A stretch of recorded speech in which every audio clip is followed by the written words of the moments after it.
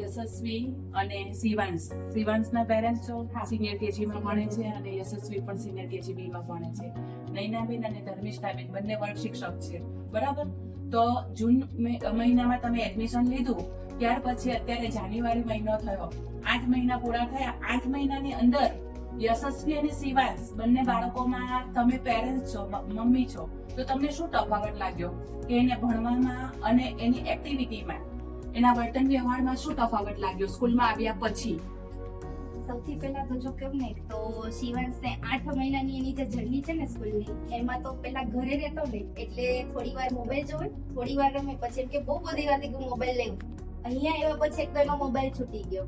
Plus એક્ટિવિટીમાં sir અહીંયા karate ને કરાવે ને એમાં એને બહુ ઇન્ટરેસ્ટ, એટલે એમ કે ઘરે આવીને કે મને જો આટલો પંચ શીખવાડ્યા, આ શીખવાડ્યા, એટલે એક્ટિવિટી કરે.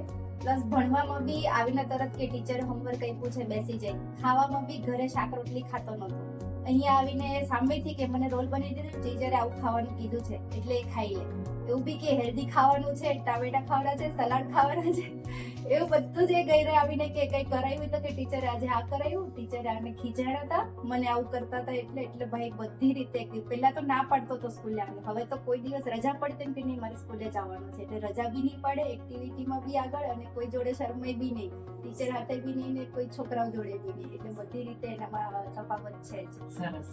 તમને શું લાગ્યું યશસ્વીમાં? યશસ્વીમાં ઘણો બધો બદલાવ આવ્યો. સ્કૂલમાં એડમિશન લીધું ને એ પહેલા તો એ બોલતી જ નહીં, એનો સ્વભાવ એકદમ શરમાળ હતો, અને અહીંયા આવ્યા પછી તો એની ભાષા એકદમ ચોખ્ખું જ બોલે. અમારી ભાષા તો કાઠિયાવાડી છે, પણ યશસ્વી બહુ ચોખ્ખું બોલે, અને ઘરમાં પણ બધાને એવી રીતે કહે કે મમ્મી આવી રીતે બોલાય, આવું ના બોલાય. અને એક્ટિવિટી પણ ઘણી બધી સરસ કરે.